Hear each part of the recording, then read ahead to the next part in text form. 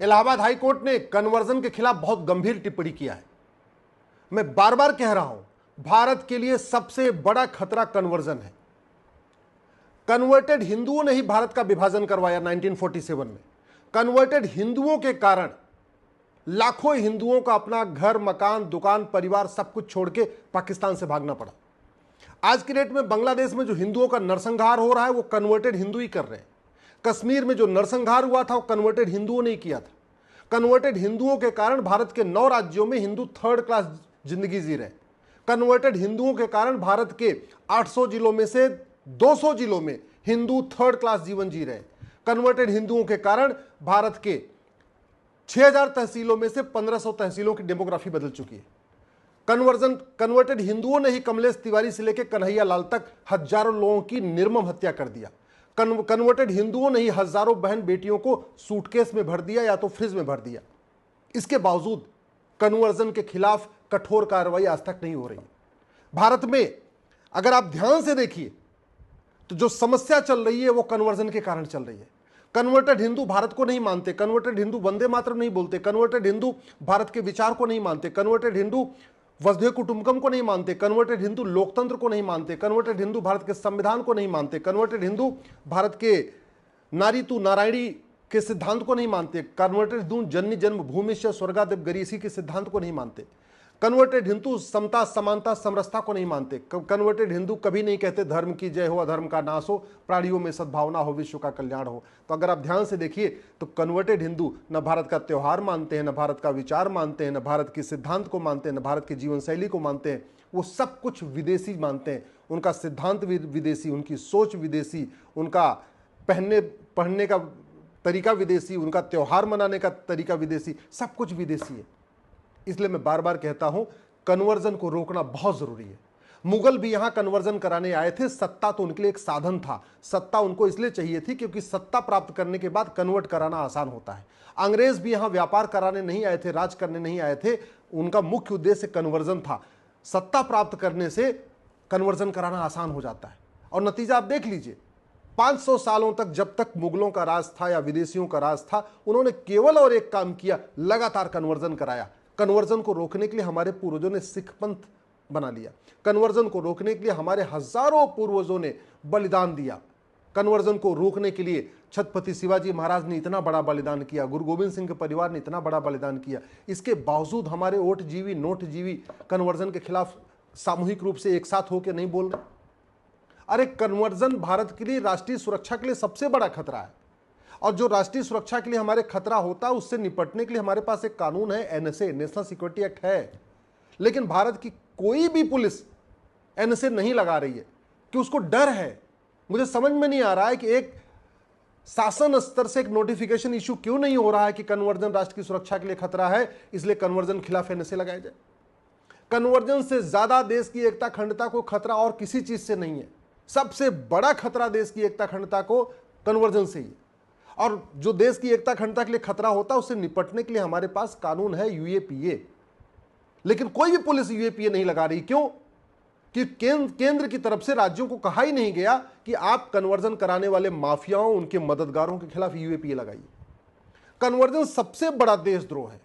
इससे बड़ा देशद्रोह क्या हो सकता है कि जो लोग भारत को मानते हैं, हिंदू, जैन, बौद्ध, सिख, उनको धोखा देके, लालच देके विदेशी रिलीजन में कन्वर्ट कर देना। ऐसे रिलीजन में कन्वर्ट करना जो न लोकतंत्र को मानता है, न संविधान को मानता है, न जो इक्वलिटी को मानता है, न लिबर्टी को मानता है, न फ्रेटर्निटी को मानता है, जो यूनिटी को नहीं मानता, नेशनल इंटीग्रेशन को नहीं मानता, ऐसे रिलीजन में कन्वर्ट कर देना।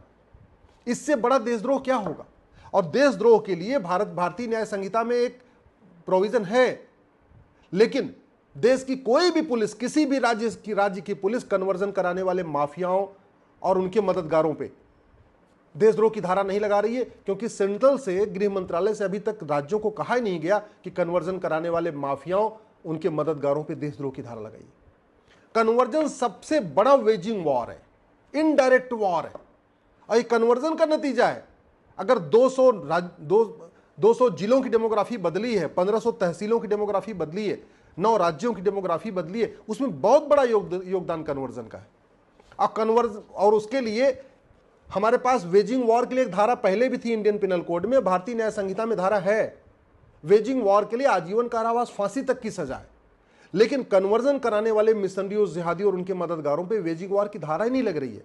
पुलिस कंफ्यूज है कि वेजिंग वॉर लगाएं कैसे, और वो इसलिए भी कंफ्यूज है क्योंकि न तो राज्य सरकार की तरफ से अपने सभी जिलों के पुलिस कप्तान को कहा जाता है कि वेजिंग वॉर लगाओ, न केंद्र सरकार की तरफ से सारे राज्य सरकारों को कहा गया कि वेजिंग वॉर लगाओ। मैं तो कह रहा हूं एक बार वेजिंग वॉर की धारा पढ़ लीजिए, ये वेजिंग वॉर कन्वर्जन कराने वालों पे बिल्कुल फिट बैठती है। आप लगाइए, आप देशद्रोह की धारा पढ़िए, उसकी डिफिनेशन पढ़िए। कन्वर्जन से बड़ा कोई देशद्रोह नहीं और कन्वर्जन से बड़ा कोई वेजिंग वॉर नहीं, और देशद्रोह और वेजिंग वॉर दोनों इस कानून में लिखे हुए, लेकिन फिर भी नहीं लगा रही है, क्योंकि जो कप्तान होते हैं, वो जो कलेक्टर होते हैं, वो किस डर में रहते हैं कि मैं लगा दूं, पता नहीं हंगामा हो जाएगा, क्या हो जाएगा। अरे कुछ नहीं होगा। गाजियाबाद की पुलिस ने एनएसए लगाया कन्वर्जन कराने वालों पे, तो बाकायदा हाईकोर्ट ने अप्रूव किया।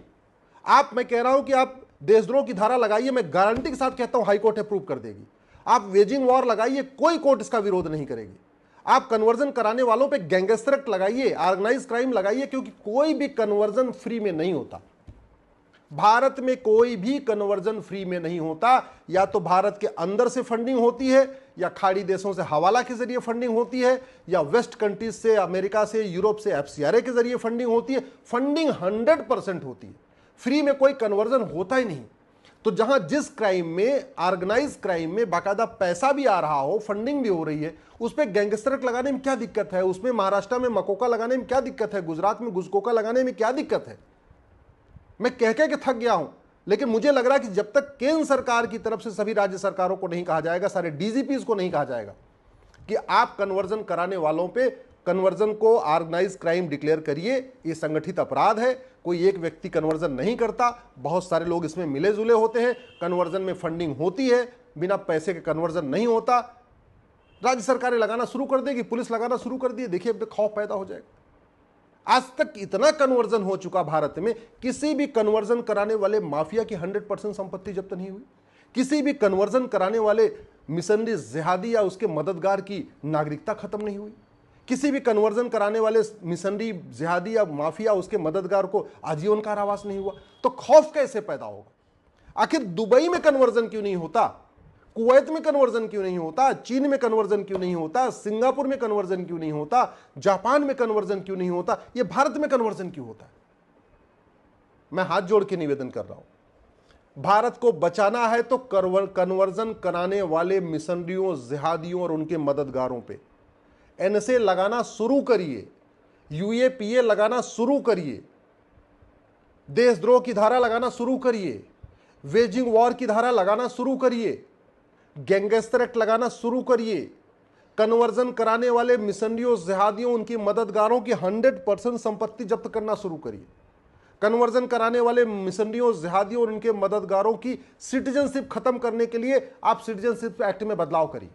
आज तक 75 साल हो गया लगातार कन्वर्जन होता जा रहा है, किसी भी जिहादी की, किसी भी मिशनरी की सिटीजनशिप नहीं गई। कन्वर्जन कराने वाले जिहादियों, मददगार और मिशनरियों को जल्दी सजा दिलवाने के लिए स्पेशल कोर्ट बनाइए। कन्वर्जन कराने वालों के लिए जो वीजा हमारा नियम है उसको कठोर बनाइए। बाहर से लोग आ रहे हैं वीजा लेके भारत में, घूमने के बहाने आते हैं और देश में घूम घूम के कन्वर्जन करते हैं। वीजा रूल बहुत हमारा घटिया है। जो कन्वर्जन में पकड़ा जा रहा है उसका आप ड्राइविंग लाइसेंस खत्म करिए, उसका आधार खत्म करिए, उसका राशन कार्ड बंद करिए, उसका वोटर आईडी वापस ले लीजिए, उसका पासपोर्ट खत्म करिए, उसकी भारत की नागरिकता खत्म करिए, तब खौफ पैदा होगा। और कन्वर्जन अगर नहीं रुका तो भारत नहीं बचेगा। इस देश में आप ध्यान से देख लीजिए, जितनी भी अराजकता फैल रही है वो कन्वर्टेड हिंदुओं के द्वारा फैल रही है। कश्मीर में अराजकता फैली, कन्वर्टेड हिंदुओं ने फैलाया। बांग्लादेश में अराजकता फैली है, कन्वर्टेड हिंदू फैला रहे। पाकिस्तान से अगर हिंदू, जैन, बौद्ध, सिख खत्म हुए हैं तो उनको कन्वर्टेड हिंदुओं ने ही खत्म किया है। बांग्लादेश में भी जो कन्वर्टेड, जो हत्या हो रही है, बलात्कार हो रहा है, ऐसे ऐसे वीडियोज आ रहे हैं, देखा नहीं जा रहा है, वो कन्वर्टेड हिंदू ही कर रहे हैं। अगर पूरे आप देख लीजिए, चाहे अफगानिस्तान हो, चाहे पाकिस्तान हो, चाहे बांग्लादेश, जो अत्याचार हिंदू, जैन, बौद्ध, सिख पे हुआ है वो कन्वर्टेड हिंदुओं ने किया है। इसलिए कन्वर्जन को भारत की सुरक्षा के लिए खतरा घोषित करना जरूरी है।